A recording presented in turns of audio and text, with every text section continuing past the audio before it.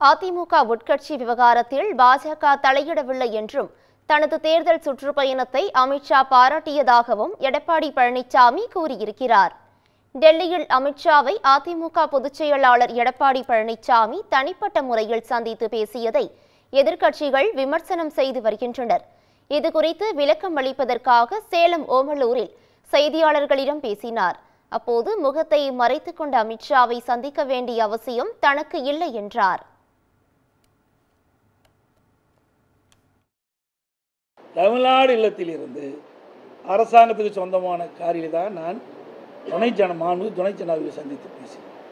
பிறகு மரியாதைக்குரிய உள்துறை அமைச்சர்கள் இடைவெளியை சந்திக்கின்ற பொழுதும் நானும் என்னுடைய மூத்த கட்சி நிர்வாகிகளும் என்னுடைய காரிலே அரசாங்க காரில் தான் நேரடியாக உள்துறை அமைச்சர் வீட்டுக்கு சென்று அவரை சந்தித்தேன். பிறகு சந்தித்து விட்டு அவர்கள் வெளியிலே சென்று விட்டார்கள். பிறகு நான் ஒரு 10-20 நிமிடம் அவர்களிடையே பேசிவிட்டு பிறகு அவர்கள் பல்வேறு பணி இருந்த காலத்தில் உள்துறை அமைச்சர் அந்த பணியை மேற்கொண்டு விட்டார். நான் வீட்டிலிருந்து வெளியில் ஒரு காரில் என் முகத்தை துடைக்கிறேன். அப்பொழுது அதை எடுத்து அரசியல் பண்ணுகிறேன். வெக்கமாகவும் வேதனையாகவும் இருக்கு.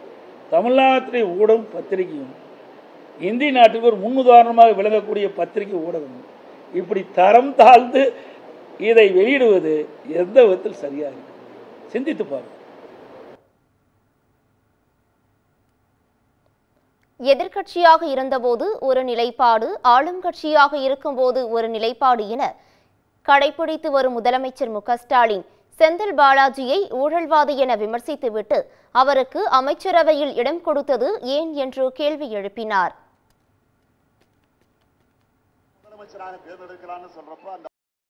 திரு செந்தில் பாலாஜி அவர்கள் அவர் அமைச்சராக இருந்த பொழுது, அவர் எதிர்க்கட்சியில் திராவிட முன்னேற்ற கழக தலைவர் திரு ஸ்டாலின் இருந்த பொழுது சொன்ன கருத்து இப்போ அதுக்குள்ளேயே புனிதமாயிட்டாரா?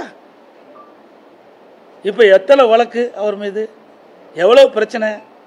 அவரே ஊழல்வாதின்னு சொன்ன பிறகு அந்த ஊழல்வாதிக்கு இவர் எப்படி அமைச்சர் கொடுத்தாரு? நாம சொல்லல, திரு ஸ்டாலின் அவர்கள் சொன்ன கருத்து நீங்க எல்லா பத்திரிகைகள் வந்து ஊடகத்திலும் வந்திருக்கு. நினைவூட்டத்தான் இதை நான் கொண்டாடுறேன். அதிமுகவில் செங்கோட்டையனின் கட்சி பதவிகள் பறிக்கப்பட்டது குறித்து செய்தியாளர் எழுப்பிய கேள்விக்கு தாம் உட்பட கட்சி கட்டுப்பாடுகளை யார் மீறினாலும் நிச்சயம் நடவடிக்கை எடுக்கப்படும் என்றார்.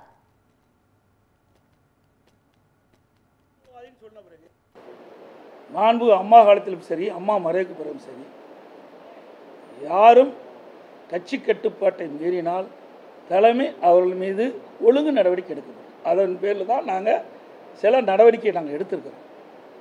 எதையும் இந்த பத்திரிகையிலே சொல்லிடுறேன். ஏன்னா அதுக்கு ஒரு காது மூக்கு கண்ணு வச்சு பத்திரிகை வெளியிடுறீங்க.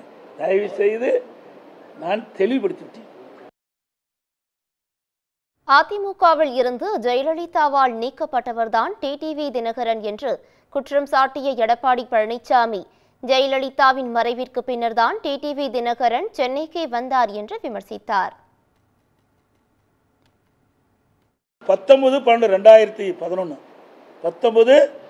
19/12/2011 குறிச்சிங்க. 19/12 அப்போது மாண்புமிகு புரட்சித் தலைவர் அம்மா அவர்கள் திரு டிடிவி தினகரன் அவர்கள் அடிப்படை உறுப்பு நீக்கப்பட்டு விட்டார். இது அம்மாவுடைய கையெழுத்து. உங்களுக்கு வேணா பார்த்துங்க. 10 ஆண்டு காலம் கட்சியிலே கிடையாது. மாண்பு அம்மா அவர்கள் மறைந்த பிறகு, இறந்த பிறகு, அப்பொழுதுதான் அந்த இறுதிச்சடங்கு வரார். அது வரைக்கும் அம்மா அவர்கள் இருக்கின்ற வரை அவர் சென்னை பக்கமே வரல.